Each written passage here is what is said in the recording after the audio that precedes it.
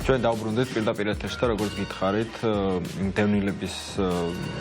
სიტუაციაზე უნდა ვისაუბროთ. გუშინ იყო აქცია, როგორც ვიცი, ძალიან მნიშვნელოვანი იყო, ბევრი ხალხი იყო, რაც ნახე და ძალიან ბევრი პრობლემა არის იმის მიღმა, რაც ხდება ქვეყანაში, ეს ადამიანები ყოველდღიურობაში უწევთ ძალიან ძიმე პირობებში ცხოვრება და ამ არც ერთი ხელისუფლების დროს ამ ადამიანებს სათანადო ყურადღება არ მიექცა, იმიტომ რომ ძალიან ბევრი ადამიანი კიდევ ცხოვრობს უკიდურეს სიღარიბის ზღვარში. ხო, სანდრო, ჩვენ ხშირად ვსაუბრობთ ხოლმე იძულებით გადაადგილებულ პირებზე და არაერთხელ ვისაუბრე ამ თემაზე და ძალიან მნიშვნელოვანი რამ არის და ყოველთვის ვუსვამთ ხოლმე ამას ხაზს, რომ გარდა იმისა, რომ ხელისუფლებების მხრიდან არ ყოფილა მხარდაჭერა, ასევე რაღაცნაირად საზოგადოებამაც თითქოს ვერ გააცნობიერა და ვერ მოხდა რაღაცნაირად საუბარი ამ ადამიანებთან. ვენერო იქნება დღეს ჩვენი სტუმარი და ვენეროსთან არაერთხელ გვისაუბრია ჩვენ ამ თემაზე, როგორ დახვდნენ დევნილებს, ასე ვთქვათ, საზოგადოება და რამდენი პრობლემა იყო, რამდენი კითხვის ნიშანი იყო მათ შორის და რამდენი, ასე ვთქვათ, გაუგებრობა და ბევრი სალაპარაკო, რომელზეც არ დავლაპარაკებივართ, არ მოგვიხდია მარტივად, რომ ვთქვათ, ბოდიში ამ ადამიანების მიმართ, იმიტომ რომ მათი არჩევანი არ ყოფილა აქ ჩამოსვლა, მათ დატოვეს არაჩვეულებრივი სახლები, დატოვეს თავიანთი ცხოვრება და აღმოჩნდნენ რაღაცა გაუსაძლის პირობებში და აგერ 32 წელი გავიდა და პრაქტიკულად არაფერი არ შეცვლილა და ეს არის ნამდვილად სირცხვილი, არა მარტო ხელისუფლების, არამედ საზოგადოების და ამაზე უნდა ვილაპარაკოთ, იმიტომ რომ მარტო ხელისუფლება ამაში დამნაშავე არ არის. აღარ გავაგრძელებ საუბარს, ანა სუბელიანი ჩვენთან ერთად და გადმოგცემ, ასე ვთქვათ, ამ თემას. მოგესალმებით, მივესალმებით მაყურებელს და ჩვენს სტუმრებს, ვერომელუა და გელა ხასაი არიან დღეს ჩვენთან ერთად. მაიკო, აბსოლუტურად გეთანხმები, სწორედ ამით მინდოდა დამეწყო მეც საუბარი, რომ სულ მაქვს განცდა, რომ არა მხოლოდ ხელისუფლებას, აი თუ კი ვინმესთვის მართლა ბოდიში გვაქვს მოსახდელი ხელისუფლებასაც და მთლიანად საზოგადოებას, ესენი არიან დევნილი ადამიანები. იმ სტიგმის, შეურაცხყოფების, არ ვიცი, მეორადი ტრავმატიზაციის გამო, რომ პროპაგანდის მსხვერპლი იყო საზოგადოებაც. ჩვენივე ოჯახის ნაწილებს, ადამიანებს, რომლებსაც უდიდესი ტკივილის გამოვლა მოუწიათ, ძალიან მძიმე რეალობის წინაშე დადგნენ და მათი გამოცდილებები არათუ ასე ვთქვათ, ხელი არ შეუწყია საზოგადოებას და ხელისუფლებას მათთვის იმაში, რომ ეს ტრავმები რაღაცნაირად მოეშუშებინათ და ღირსეული ნორმალური ცხოვრება დაებრუნებინათ რამე ფორმით, მაინც რაც რა თქმა უნდა შეუძლებელი იყო 100%-ით იმ პირობებში, როდესაც მათ თავიანთი სახლების დატოვება მოუწიათ და ესეთი მძიმე გამოცდილების გავლა. სამწუხაროდ მათ ამ რამდენიმე ათეული წლის განმავლობაში კიდევ უამრავი პრობლემის წინაშე დგომა მოუწიათ სრულიად მარტოს. და ძალიან ღირებული და მნიშვნელოვანი არის ის პროცესი, რომელსაც ახლა ვხედავთ. ერთის მხრივ თავად დევნილები უფრო მეტად ხედავენ ერთმანეთს, უფრო მეტად ერთიანდებიან და აჟღერებენ თავიანთ ხმას და საზოგადოებაც საბედნიეროდ დღეს ბევრად უფრო სოლიდარულია ნებისმიერი ჩაგრული ჯგუფის მიმართ და მათ შორის დევნილი ადამიანების მიმართ, ვიდრე ოდესმე ყოფილა და სამწუხარო არის და ძალიან მტკივნეული არის, რომ აი ესეთი ტრაგედიები, რომელიც ბოლო და იმედი მაქვს მართლა ბოლო იქნება ასეთი რამ, რაც რამდენიმე კვირის წინ მოხდა, როდესაც ერთმა დევნილმა ადამიანმა პროტესტის უკიდურეს ფორმას მიმართა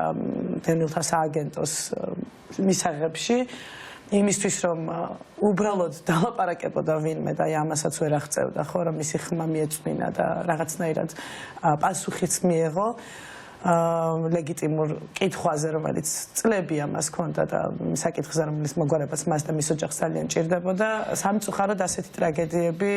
ხდება ხოლმე ზოგჯერ აუცილებელი, აი ძალიან ცუდი სათქმელიც არის ამ დროსაც კი უხერხულობას გრძნობ იმისთვის, რომ საზოგადოება გამოფხიზდეს და ზოგჯერ ესეც არ არის ხოლმე საკმარისი და მადლობა ძალიან დიდი ვეროს, გელას და ყველა იმ ადამიანს, რომელიც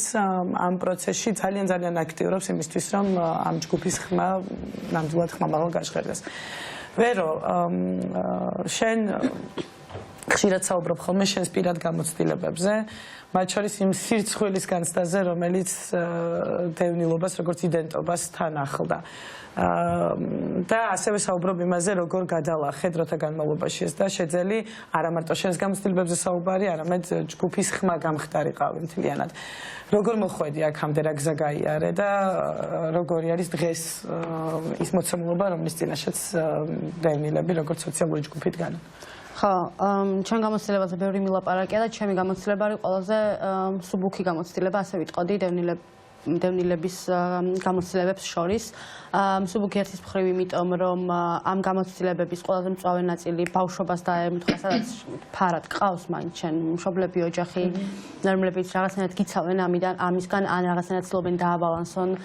ის განწყობები დევნილების მიმართ, რაც იყო ბევრი წლის განმავლობაში. და ჩემს ოჯახში მართლა იყო ეგ, რომ მე არასდროს სიამაყის გარდა არაფერი არ მიგრძნია ჩემი ოჯახისგან დევნილობასთან დაკავშირებით. ყოველთვის ვყვები, რომ დღემდე ჩვენს სახლში, მისაღებ ოთახშიც, ვხედავთ სამყოფ ოთახში, როგორც ვიტახით, არის ერთ-ერთი რუკა საქართველოსი გამოკრული, სადაც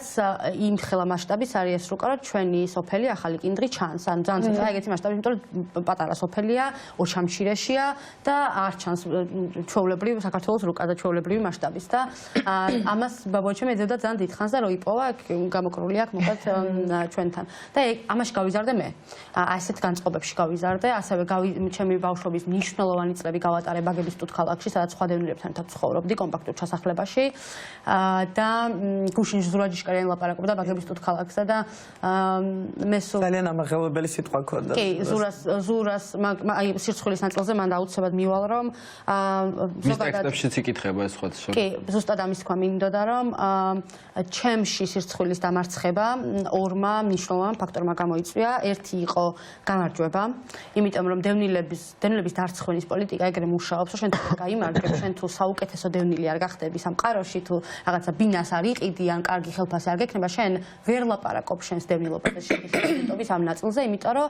ისევ ამ ჩაგრულობის მდგომარეობაში ბრუნდები, სადაც ადამიანები კი არ გიღებენ და ემპათიურები კი არ არიან, გეუბნებიან, რომ აი, ნუ დაგვალე, გავიდა ამდენი წელი, კიდევ რამდენიმე უნდა იწუწუნებდე შენ. არა და მე თამამად შემილია ვთქვა, რომ დევნილები არიან ადამიანები, რომელსაც ყველაზე ნაკლებად შეუიათ წუწუნი. ყველაზე ნაკლებად შეუიათ რამის მოთხოვნა, რამის თხოვნა. ყოველთვის პირველი მათი მცდელობა ყოველთვის არის საკუთარი შრომით, საკუთარი ძალებით და ამის მთელი ეს თემი ამაყობს და ყველაში არის ეგ ვიცი, რომ როგორი ამაყები ვართ ყველანი, რომ იქედან კი არა, სიღარიბიდან კი არა, 90-იანი წლების გასაჭირებიდან კი არა, ნულიდან კი არა. მინუსებიდან ამოვედით და აქამდე მოვედით, რავი, განათლება მოგვცეს ჩვენმა მშობლებმა, საკვები გქონდა და ამას ახერხებდნენ ჩვენი მშობლები, ტანსაცმელი გვეცვა, არ გვციოდა, ეს მოახერხეს გარემოებებში, სადაც უდიდესი ტრავმა ჰქონდათ ტვირთად წამოღებული, უმძიმესი გამოცდილებები, არაფერი ერთი ხელით თეთრეულის გარდა ჩემს ოჯახს აფხაზიდან არ წამოუღია და ფოტოც კი არ გვაქვს და ამ ფოტოების არ ქონის მიუხედავად ჩემში ადამიანში რომელიც არასდროს არ ყოფილა აფხაზეთში ეს მეხსიერება არის უკიდურესად ცხადი და ამას ეს არის უდიდესი ბრძოლის და შეუგუებლობის შედეგი ეს თავის არ ხდება და ამის ფონზე მეორე ნაწილი რაც იყო და აუცილებელი რაც არის ტექსტი არის რომ რაღაც გამოცდილებებმა იცოცხლოს არა მხოლოდ კოლექტიურ მეხსიერებაში, თუმცა კოლექტიურ მეხსიერებასაც შენახვა უნდა. არამედ ტექსტებში იცოცხლოს, მუსიკაში იცოცხლოს, ხელოვნებაში იცოცხლოს ზოგადად და ზურა ჯიშკარიანი იყო პირველი ადამიანი, დევნილი ადამიანი, რომელმაც ეს სიამაყის განცდა რაც შიგნით ჰქონდა და გარედან ამ სირცხვილით იყო რაღაცნაირად შემოფარგლული, ეს სირცხვილი მთლიანად ჩამოაშორა, რომლის მოსმენისაც აკითხვის მერე დავიწყე გეტოს გამოყენება აქტიურად და იმის გამოყენება, რომ მე გეტოში გაზრდილი ბავშვი ვარ და ამის არ მრცხვენია, განსაკუთრებით ყველაზე პირველად მახსოვს რაღაცა ველური ბავშვები რო წავიკითხე, პირველი სახე ხატი იყო ჩვენ დევნილი ბავშვები იყო ეგ სახეხატი და ეგ არის ძალიან მნიშვნელოვანი ამის გარეშე ამების დამარცხება არ გამოდის თვითონ თემში და ამის გარდა ეგეთი რამე თქვა გუშინ ზურაბმა ჩემ ხალხს რომ ამბობ ჯერ დევნილებს გულისხმობ და მე დანარჩენ საქართველოსა და მე მივხვდი მართლა და მე მივხვდი მეციგრე ვარ ძალიან კონკრეტული საერთოდ კივილი გარცია მან მივხვდი პირველად რომ ეს არიცია სხვა რომ ჩემ ხალხს რომ ამბობ დევნილებს გულისხმობ ეგ რომ და სტატუსა რაღაცნაირად მან მივხვდი რომ მეციგრე ვარ ოღონდ არ მithქვამს ეგ და შეიძლება ალბათ თქვენიც გულის გონია სხვასაც გონიათ რომ მათაც გულისხმობა ჩემი ხალხი დევნილები არიან და ძალიან არ მიყვარს რომ უწოდებ თემს ან ჯგუფს ან ჩემ ხალხს უწოდე ხალხი არის რა და ჩემი ხალხია და ეს ეხლა რაშიც მოვედით არის იმის დამსახურება რომ ძალიან ბევრჯერ ვთქვამთ რომ სათხარ დევნილები თქვენ თვითონ დაიწყეთ ლაპარაკი და ჩვენ აკვობით არ ლაპარაკი დავიწყეთ ძალიან ბევრჯერ და არავინ არ აკვოლია ძალიან ბევრჯერ ისიც რომ ბევრი დევნილი ვერ საუბრობს ამასაც აქვს თავისი მიზეზები და ამაზე გუშინ არაერთხელ არაერთმა გამომცვლელმა კი ზუსტად ეგ მიზეზები არის უპირატესად ეს პოლიტიკური ნარატივისგან არის შექმნილი მე უკვე საზოგადოებრივი ნარატივი იმიტომ რომ უკიდურეს სიღარიბეში და პოლიტიკურ კრიზისში რომ დევნილების ასეთსობით დევნილი მოდის ერთი ადგილიდან მეორე ადგილას განსაკუთრებით ცენტრში დედაქალაქში და ადამიანებს რაღაცა შეშის ღუმელი უდგათ ბინაში და ხო ვიცით რა რეალობაში ცხოვრობდით ხო 90-იანებში და ადრეულ 2000-იანებში ამ რეალობაში რა თქმა უნდა ეგ ხდება ყველა საზოგადოებაში ხდება როცა დევნილების დიდი მასა მოდის და აქეთ სიღარიბეა ეს იწვევს ძალიან უხეშ უშნო კონკურენციას პურისთვის და ადამიანები ვართ ადამიანი ესე აბსოლუტურად გეთახმები რომ მე მინდა ერთი პატარა მაგალითი მოვიყვანო მე ჭავჭავაძეზე ვცხოვრობ და ჩემი სახლიდან სულ რამდენიმე მეტრში არის სტუდ ქალაქი სადაც იყო ეხლა დღემდე ცხოვრობენ იმ ასე ვთქვათ შენობებში დევნილები და ერთის მხრივ რაღაცნაირი პრესტიჟული უბანი ხო ეს უბანი სადაც ძალიან ბევრი ადამიანი ცხოვრობს და აი ამ უბანში აი ეს რაღაცნაირი საცხოვრებელი ადგილი ამ ადამიანების და ნამყოფი ვარ ამ ადამიანებს თან რამდენჯერმე მომიწია იქ მოხვედრა და წარმოუდგენელ პირობებში ცხოვრობენ ეს ადამიანები და ჩემი შვილები როდესაც პატარები იყვნენ იქ ძალიან ბევრი პატარა ბავშვი ყავდათ წლების განმავლობაში ნუ გავიდა იმის მერე დრო და სულ ვფიქრობდი ხოლმე რომ აი დადიან ამ ქუჩაზე ბევრი ასე ვთქვათ არადევნილი ბავშვები და ოჯახები პრივილეგირებულები მოდი ასე ვთქვათ განებივრებულები და გატუტუცებულები და მეორეს მხრივ აი მათ გვერდზე აი ეს ადამიანები რომლებიც აი ამ სივრცეში იზრდებიან და სიმართლე გითხრათ შიშის შეგრძნებაც კი მქონდა იმიტომ რომ ეს ბავშვები რომ გაიზრდებიან სულ ვფიქრობდი რომ არ გაუჩნდეთ რაღაცა აგრესია ამათ მიმართ და პირიქით არ მოხდეს რაღაცა გაუგებრობა ეს ფიქრები სულ მქონდა სხვადასხვა პირველად ვსაუბრობ ამაზე არასდროს ეს ხმა მაღლა ამ თემაზე არ მისაუბრია მაგრამ მოხდა ძალიან მნიშვნელოვანი რამე ძალიან დამეგობრდნენ ეს ადამიანები ერთმანეთთან ანუ რისი თქმა მინდა იცით რომ აი ამ ადამიანებმა ალბათ ესეც მშობლების დამსახურება იყო რომ აი ამ სიღარიბეში ცხოვრება ისე შეძლეს და ისე ღირსეულად გაზარდეს ეს ბავშვები რომ მე მაქვს რამდენიმე მაგალითი არაჩვეულებრივი ადამიანები რომლებშიც არ მოხდა გაბოროტება რისი საშიშროებაც არსებობს როდესაც შენ გიწევს სიღარიბეში ცხოვრება და მართლა ლუკმა პურისთვის იბრძვის შენი ოჯახი და გვერდზე შენს გვერდზე რაღაცნაირად გატუტუცებულ ადამიანებს უყურებ არ ვიცი შეიძლება არასწორი შედარებას ვაკეთებ მაგრამ ეს არის ჩემი დაკვირვება და ჩემი გამოცდილება რასაც მე წლების განმავლობაში ვუყურებდი და ძალიან ბევრი ღირსეული ადამიანი აღიზარდა იქ და მოხდა რაღაცნაირად აი ზუსტად რასაც შენ ამბობ რომ ამაყები არიან ისინი მიუხედავად აი ამ ტკივილისა რაღაცნაირად მოახერხეს მათმა მშობლებმა რომ აი ამ პირობების მიუხედავად რაღაცნაირით აი სიამაყე მათში ყოფილიყო ალბათ უნდა ვთქვათ რომ ალბათ დიდი ნაწილისთვის არ იქნებოდა მაინც რა თქმა უნდა შესაძლებელი და შესაძლებელი რომ თუნდაც განათლება მიეღო და ინტეგრირებული იყო დანარჩენ საზოგადოებასთან ისე როგორც რის მაგალითებზე ჩვენ საუბრობ და დიდი ნაწილი ჯერ კიდევ მაინც იზოლირებულა ეს არის და ისიც რომ ჩემ ხალხშიო მე ვგულისხმობო დევნილებსო ჩემთვის ესეც ძალიან მტკივნეულია და ეს არის შედეგი იმისა რაც აი ამ წლების განმავლობაში მოხდა იმიტომ რომ დღეს ეს არ უნდა იყოს ეს არის პრობლემა ამას ვიტყვი რომ როცა ბაგების სტუდ ქალაქში დევნილები შესახლდნენ მაშინ არ იყო ბაგები პრესტიჟული უბანი და ჩვენ ირგვლივ ეხლა რო არის იმდენი კორპუსი სტუდ ქალაქისკენ რომ მიდიხარ იყო მოტიალებული გადაღებული და იქით ხევი იყო. და მის ბექას ხონდა ჩემთან ინტერვიუ იქ ჩავწერეთ და მკითხა რომ მიდანო ხიდიდან მაღლივის ხიდიდან რომ გადავიღო მთლიანად გამოჩნდება და მეთქი რამე თუ არ ჩადგეს იქ ხევში კიდე კორპუსი გუჭველი გამოჩნდება თქო იმიტომ რომ ამდენიდან მახსოვს ცხადად კადრი და გადაიღო ეგ კადრი არაფერი ჩაუდგამთ თურმე იმ ხევში ჩანს ეს ეხლა რა პროცესიც ხდება ხოლმე ყოველთვის არის რომ როგორც კი ეკონომიკურად აქტიური და სოციალურად აქტიური ხდება უბანი დევნილებს იქიდან ასახლებენ და დევნილები განასახონ ნავთლუღში ვარკეთილში ანუ როგორც კი რაიმე ტიპის ეკონომიკურ სიკეთეს ნახავს ურბანული სივრცე იქიდან ღარიბი უნდა გაწიო რა იქიდან რაღაცა ისედაც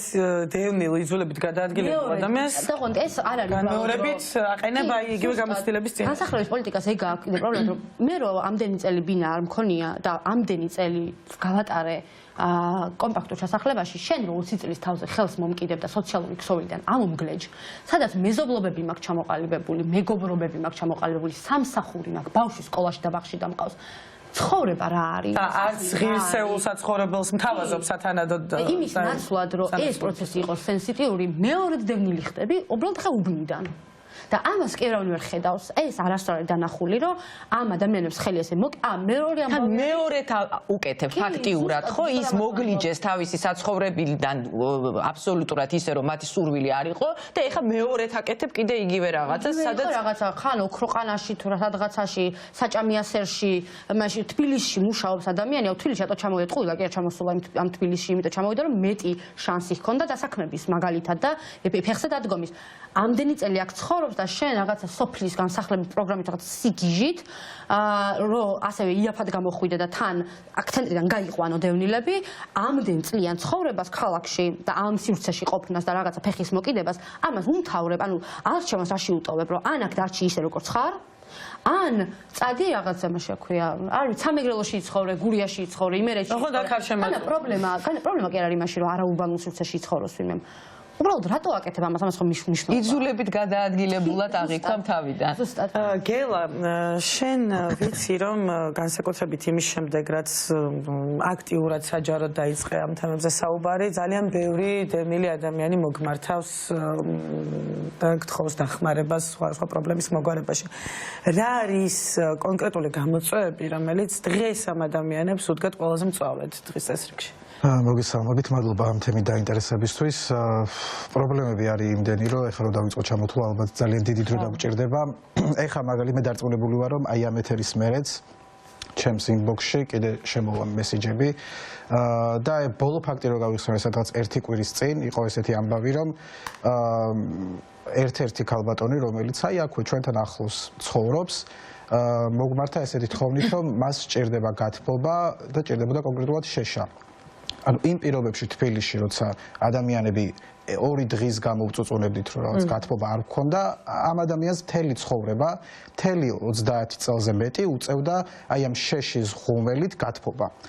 და ეს ამბავი ვიცოდი ჩვენ იმიტომ რომ მანამდეც დავხმარები ვართ ბევრჯერ უბრალოდ იმდენი სიგიჟეები მოხდა მაგის მერე რომ უბრალოდ ჩემ თავიდან ამომივარდა რომ ეს ადამიანი მომეკითხა ბოლო 2 თვის განმავლობაში და ანუ პრობლემის მასშტაბს უნდა აი ადამიანები ეხლა რომ ვიღაცები კომენტარებში აი ბინას ითხოვენ ბინა მეც არ მაქვს მაგრამ დევნილი არ ვარ ანუ უნდა შევყვეთ სიღრმისეულად რატო ხდება ეს პრობლემები დევნილობა ერთი სახლის დაკარგვა მეორე მაგრამ ყველაზე მძიმე ამბავი ამ ადამიანებს რისიც სცხვენია და რის გამოც არიან ესე ცუდად არის დამოკიდებულება სახელმწიფოს მხრიდან და ხალხის მხრიდან. ჩვენზე ღარიბი ქვეყნებიც არსებობენ, ჩვენზე მეტად უჭირთ, სახლიც არ აქვს, საჭმელიც არ აქვს, მაგრამ რაღაცაერად ახერხებენ არსებობას და არ მიმართავენ პროტესტის უკიდურეს ფორმას. აქ ადამიანები ამას იმიტომ აკეთებენ, რომ 33 წელია ვერ მოახერხეს ის რომ ამ ქვეყნის მოქალაქეები იყვნენ. ამ ქვეყნის ღირსეული მოქალაქეები როგორც მე, შენ, ვიღაც სხვა თუნდაც ავიღოთ ღარიბი რომელიც აღიარებული ამ ქვეყნის მოქალაქედ, იგივე მდგომარეობაში შეიძლება იყოს დევნილი, მაგრამ ის არ აღიქმებოდეს როგორც ამ ქვეყნის მოქალაქე. ეს არის ყველაზე დიდი პრობლემა, იმიტომ რომ ისინი თავს გრძნობენ შეურაცხყოფილად, ისინი გრძნობენ რომ მათ უყურებენ რაღაც უცხო ტომად და ეს ყველაფერი მათ ფსიქიკაში ილექება და რაც ყველაზე მნიშვნელოვანია და რაც ყველაზე დიდი პრობლემაა, ისინი ვერ ხედავენ ხვალინდელ და ზეგინდელ დღეს. მათ გონიათ რომ აი ამდენი წელი რომ ესე ექცევა ადამიანიც, მოქალაქეც და სახელმწიფოც, მათ არ აქვთ იმის განცდა რომ ხვალ და ზეგეს შეიძლება შეიცვალოს და ეს არის ყველა ჩვენი პროცესი გაგაწყვეტინე ზურას გუშინდელ გამოსვლაში ერთი რამ რაც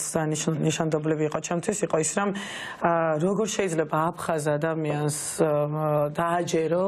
რომ მას ღირსეულად მოექცევით უკვე ჩვენ რაღაცნაირად აღვადგენთ ჩვენს ტერიტორიულ მთლიანობას როდესაც ის ხედავს როგორ ეპყრობი აფხაზეთიდან დევნილ ადამიანებს აი ხა მაგალითი და მნიშვნელოვანი უკაცრავად კიდევ შეგაწყვეტინეთ ძალიან მნიშვნელოვანია ისიც რომ გარდა იმის რომ სახლები დაკარგეს ამ ადამიანებმა ოჯახის წევრები დაკარგეს ომში დაკარგეს ოჯახის წევრები შვილები მამები ბაბუები და თვალწინ დაუხრიტეს ეს კიდე ცალკე არ ვიცი მე რა მხელა ტრაგედიაა ხო მარტო საცხოვრისი ხო არ არის ამ ქალბატონზე რომ საუბრობდი ამის სახლში როცა ვიყავი თვეების წინ ადამიანმა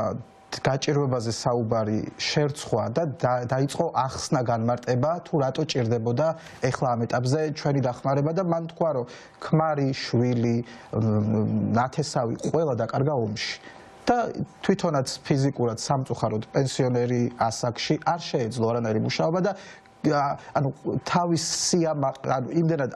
ამაყია ეს ადამიანი რომ ისიც კი სვენოდა რომ მიუხედავად იმისა რა ცხოვრებაც გადაიტანა რომ აი შეშის ფულზე რომ დახმარებით მოგმართა ესეც კი მისთვის ძალიან დიდი ტრაგედია იყო და ეხლა ანა მახსენა აი აფხაზები როგორ უყურებენ ამას მე მინდა გავიხსენო კოვიდის დროს როცა ჩვენს თანამოქალაქეებს გალის რაიონში მცხოვრებ ადამიანებს ენგური ჩაუკეთეს ისევე როგორც ჩაუკეთეს გერმანელებს, იტალიელებს და ასე შემდეგ. მე ჩემი კურსელებიდან აფხაზები როცა იქ ვსწავლობდი, მომდიოდა მესიჯები, რომ აი თქვენები რომ ესე ექცევიან ისევ გალილებს თქვენ მოქალაქეებს, აი შე რომ მიხსნიდი რომ აი ჩვენთან თანასწორობა გექნებათ ეს გექნება, რის საფუძველზე მეუბნებოდიო და ეს იყო ერთადერთი შემთხვევა, როცა უბრალოდ პასუხი არ მქონდა. ანუ ბოდიში რა თანასწორობაზე იყო საუბარი ამ კოვიდის დროს აღარ შეიძლება აიდოს უბრალოდ ჩაიკეტა და იგივე სტანდარტები მოქმედებდა როგორც სტანდარტები გერმანიისთვის, იტალიისთვის ან ასე შემდეგ. ანუ მათ ოფიციალურად აღიარესო თითქოს ისინი იყვნენ სხვა ქვეყნის მოქალაქეები და ის სტანდარტები უნდა გაევლოთ, რასაც გადიან დე ფაქტო აღიარეს. გადმოსვლით მდინარე კრამპლი 5 ადამიანი ემსხვერპლა ამ ყველა ადამიანები მდინარეში როცა ცდილობდნენ საქართველოს აქ გადმოსვლას ან ჯანმრთელობის მდგომარეობის გამო ან სამუშაოს გამო ან რაღაცის გამო ეს იყო ერთადერთი შემთხვევა როცა აფხაზებთან ძალიან ხშირად მაქვს ხოლმე მსგავს თემებზე საუბარი იდენტობის დაცვაზე აფხაზური ენის დაცვაზე არ ვიცი ძალიან ბევრ თემაზე მაგრამ ეს იყო ის შემთხვევა როცა მე ვერ გამოვნახე პასუხი რა შეიძლებოდა მე პასუხა და დავიწყე მის ახსნა რომ აი ეს ეგრეთ წოდებული ხელისუფლება ნუ ეს შეიცვლება რაღაცა მაგრამ ეხლა ამ მდგომარეობაში მათი დაიმედება კი არა უკვე თვით გადარჩენაზე ვართ გადასულები და მე მინდა მარტივად ავხსნა რომ სულ ვიძახი ამას და რაღაცნაირად ვიმეორებ და მინდა რომ ბევრთან მივიდეს ეს მესიჯი რომ ის რაც ეხლა რუსთაველზე ხდება არ ხდება კონკრეტულად ან პატიმრებისთვის ან არ ვიცი სხვადასხვა ეს არის უმთავრესი მოთხოვნა თუმცა მე მინდა გაიაზრონ დევნილებმაც და იმ ადამიანებსაც რომლებიც ახლა გასაჭირში არიან გაიაზრონ რომ ეს მათთვისაც არის ხელისუფლების სრულობასთან ერთად ეგრეთ წოდებული ხელისუფლების სრულობასთან ერთად მათი კეთილდღეობაც მოვა იმიტომ რომ თუ ეს არ მოხდება ეს ხალხი არსად არ წავა იმიტომ რომ ამ ხალხმა ვისწავლეთ ზოგადად სოლიდარობა ხალხმა ვისწავლეთ თანაგზნობა რაც არ გქონდა წლების წინ და მე ეს მაძლევს ამის თქმის საფუძველს კი ბატონო ეს არ არის სადღეგრძელო, ეხლა არ ვიძახი სადღეგრძელოს. ეს არის ის გამოცდილება, რასაც ვხედავ ჩვენ ქუჩებში ყოველდღიურად და დევნილებზე ადრე მე ვერო და კიდე 10 ადამიანი თუ ვსაუბრობდით, ეხლა ჩვენს უკან ძალიან ბევრი ადამიანი დგას, რომლებსაც იგივე პროტესტი აქვს, იგივე განცდა აქვს, რომ ადამიანებს ჭირდებით და ეს წრე იმდენად გაიზარდა და განათლება მივიღეთ თუ არ ვიცი რა დავარქვათ, მაგრამ აი რაღაც ერთმანეთის ტკივილი აღვიქვით ისევე როგორც თითქოს ეს განსაცდელი უნდა გაგვეარა, რომ მიმხდარიყავით რა არის სოლიდარობა. მე მგონი ალბათ ამასთანაც არის კავშირში და სავარაუდოდ ამ მართულებით ისაუბრები ისედაც მაგრამ აი გუშინ ბევრჯერ იყო ხსენებული შანტაჟი ხო რომლის წინაშეც დგანან დევნილი ადამიანები იმის გამო რომ ისინი არიან მუდმივად ამ საცხოვრისის მოლოდინში და ფაქტობრივად ხელფეხშეკრულნი არიან თავიანთ პოზიციასაც ვერ გამოხატავენ ხშირად თამამად თუმცა თითქოს ახლა ხედავთ როგორ ხდება აი ამის რღვევაც და ამ შანტაჟზე გადაბიჯება და მაღლა დადგომა და ამ სოლიდარობის გაძლიერება თვითონ ჯგუფში ამ ადამიანებს შორის პირველ რიგში და შემდეგ სხვა ადამიანების მხრიდან დევნილების მიმართ. რამ გამოიწვია აი ეს გარდატეხა და რა მოლოდინები გაქვს ამ პროცესისადმი თვითონ რაღაცა ადამიანებს შორის როგორ შეიძლება ეს სოლიდარობა კიდევ უფრო გაღრმავდეს და რას ველით ხელისუფლებისგან ან მომავალი ხელისუფლებისგან ამ კუთხით. მომავლისგან უფრო. ზეანდ პროტესტი მოდი პირდაპირ ვიტყვი, რომ არავითარ იმედზე არ დგას, რომ ან დე იურე მთავრობა, რომელსაც ვერ ვირჩევთ, სხვათა შორის ესე არსებობს სამუდამოდ. Ამიტომ რომ არის არაღიარების პოლიტიკის ნაწილი, თუ ვირჩევთ მე ჩართულები უნდა იყვნენ ის ამომრჩევლებიც, ვინც ეხლა ოკუპირებულ მოკლედ მთელი ამბავი არის, ატოს ვერ ვირჩევთ და არის სიმბოლური რაღაცა წარმონაქმნი, მაგრამ მე ჩემი ხედვა ამაზე არის, რომ სიმბოლური უნდა იყოს მთლიანად მისი პრეროგატივაც. მაგ შემთხვევაში უნდა იყოს მთლიანად ფორმალური და მას არ უნდა ჰქონდეს ძალაუფლება ჩვენზე, იმიტომ რომ ეხლა ხდება, რომ ვიღაცა თითქოს წარმოგვადგენს და არ წარმოგვადგენს და ეს უნდა დამთავრდეს. თუმცა პროტესტის ნაწილზე გელას ნათქვამს ორი სიტყვით დავამატებ, რომ 27 იანვარს ის მოხდა რაც მოხდა და როცა ზამირ კვაკასკირმა იმ ფორმას მიმართა პროტესტისაც მიმართა რასაც თავისი სიცოცხლე შეეწირა საბოლოო ჯამში მე ჩემს ცხოვრებაში ეგეთი მარტოობა არასდროს არ მიგრძნია როგორც ვიგრძენი მაგ დღეს და მაქედან 1 თებერვლამდე ყოველ დღე მე და გელა ვწერდით ყველაზე ხშირად ამ ამბავზე პოსტებს არ ვიცი გელას გამოცდილება მაგრამ ჩემი გამოცდილება იყო რომ სხვა პოსტს თუ ქონდა უამრავი გაზიარება შფოთი ლაიკი გაბრაზებული ემოჯი თუ კომენტარი ამას ქონდა ძალიან დაბალი გამოხმაურება ადამიანებისგან ჩემი თანამებრძოლებისგან და მე თამამად ვიტყვი რომ მაქვს ამ პროტესტში ინვესტიცია უგულისხმობ რომ მე მთლიანად მთელი ჩემი არსებით ვარ ამ პროტესტის ნაწილი მაგრამ ეს იყო პირველად როცა მე დავუსვი ჩემ თავს კითხვა რატომ ვარ აქ და ეს იყო ყველაზე ტრაგიკული მომენტი მართლა ამდენი წელია ყოველთვის საბრძოლო განწყობა მაქვს ყველაზე უიმედო მომენტებშიც კი საბრძოლო განწყობა არ დამიკარგავს და ეგ იყო მომენტი როცა დავკარგე ეგ განწყობა რამდენიმე დღით და ამის მიზეზი ის კი არ იყო რომ რაღაცას ველოდი განსაკუთრებულს ამის მიზეზი იყო ის რომ უცებ მივხვდი რომ ჩემთვის როგორც დევნილისთვის მე რო არ ვიყო კონტენტ კრეატორი არ ვიყო სამოქალაქო სექტორის წევრი არ მქონდეს რაღაცა TikTok-ზე არ მყავდეს ფოლოვერები მე როგორც რიგითი დევნილი რო იმ აქციაზე ვიდგე დამინახავს ეს გარემო საერთოდ ან მე რიგითი როგორც რიგითი დევნილი იმ აქციაზე ვიდგე რისი მოლოდინით ვიდგები იმიტომ რომ ყველაზე ხშირად რა ფრაზაც გვესმის არის რომ ჩემთვის არავინ არ მოვა ამას ვისმენთ ყველაზე ხშირად გაგიგიათ ალბათ არჩევნებზე პროტესტებზე ყველაფერზე და ეს განცდა ჩემში მართლა დავასმევინე ეკითხო რომ მე რო ეხლა რაღაც ცვლილებისთვის ვიბრძვის სად ვარ მე ამ ცვლილებაში ჩემთვის რა იცვლება როგორც დევნილისთვის და ეს იყო უდიდესი ფრუსტრაციის წყარო ეს ფრუსტრაციის წყარო სამწუხაროდ როდესაც ზამირი იქცა მსხვერპლად უკვე აი ამ საშინლესი, უმახინჯესი პოლიტიკის, რომელიც დგას კორუფციაზე, პირდაპირ ვიტყვი და ნეპოტიზმზე, ამას ჰქონდა სხვა ტიპის ეფექტი და მე მინდა ვისურვო რომ აღარასდროს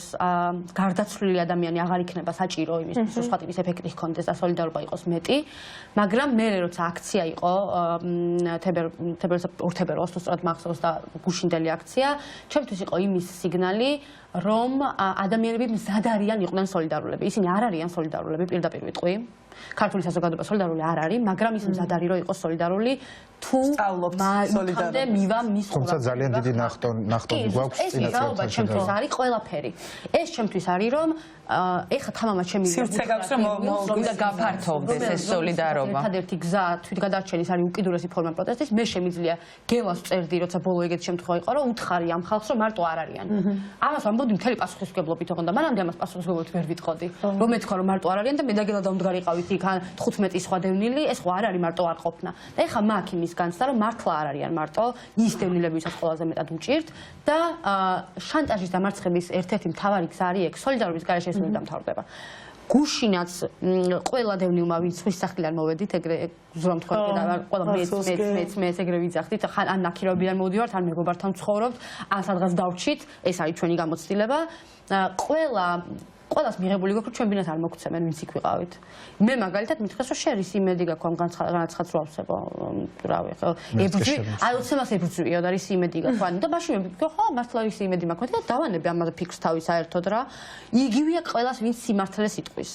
ჩვენ ეს შანტაჟი თულად გასაღები რისკი არის ძალიან კი რა თქმა უნდა მე მაქვს ამის პრივილეგია რომ ეს რისკი გავიღო და ამ შანტაჟზე უარი ვთქვა პრივილეგია აქვს იმის რომ ქირა გადავიხადო და თავზე ჭერი მეხუროს ჯერჯერობით და ვიღაცას ამის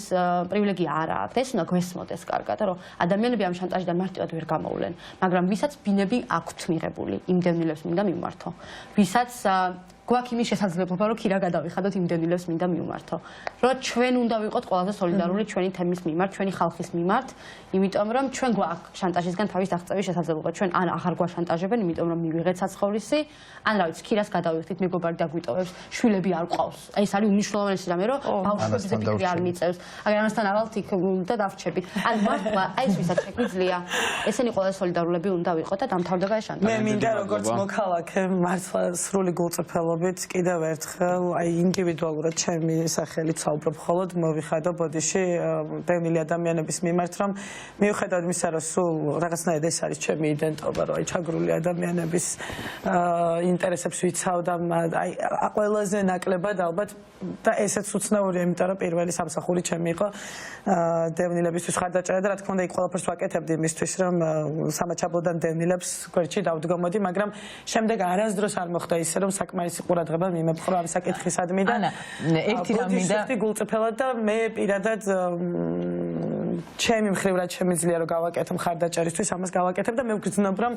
გარემოშიც ეს ცვლილება არის ნამდვილად და ბევრად მეტი ადამიანი უფრო კომპლექსურად უფრო შინაარსიანად სიღრმისეულად აღიქვამს იმ გამოცდილებებს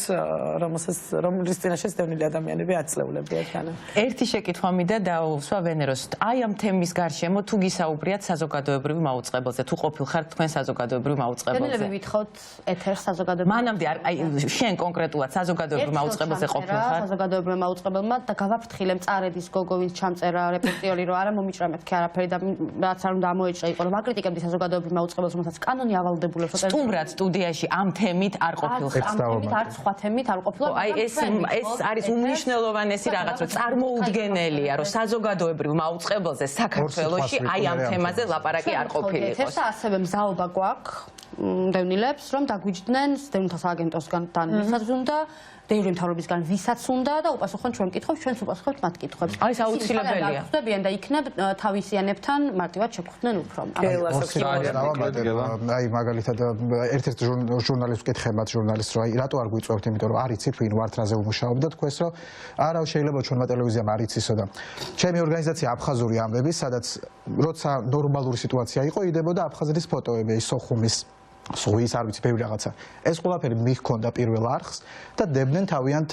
ვებ გვერდზე მაგრამ არასდროს არ დაუდიათ ჩვენი ორგანიზაციიდან აღებული მნიშვნელოვანი ინფორმაცია რომელზეც ვითხოვდით რომ ბევრს გაიგო არასდროს არ წაუღიათ ხო და ეხლა თუ ვინმე ნახავს რავი აგერ ვარსებობთ ჩვენგან მიქონდათ რაღაც ინფორმაციები საჭირო ინფორმაცია არასდროს არ წაგიღიათ და თუ შეიძლება ჩვენც რო აგვიღოთ და დავუდოთ აბსოლუტურად ლეგიტიმურია მოვითხოვოთ რომ რაღაცნაირად დაუთმონ ამ ხალხს ეთერი და ეს იქნება მე მგონი ძალიან მნიშვნელოვანი იმიტომ რომ საზოგადოებრივ მაუწყებელზე წვდომა აქვს სრულიად საქართველოს და ეს არის მნიშვნელოვანი რომ ამ ადამიანების ხმა გაიგოს მთელმა საქართველოს ეს არის აუცილებელი და მე მგონი ამაში არაფერი უცნაური არ არის აბსოლუტურად გვაქვს ამის უფლება რომ საზოგადოებრივ მაუწყებელი დაეთმოს დევნილების თემას მით უმეტეს ამ წარმატებებს გისურვებთ ჩვენ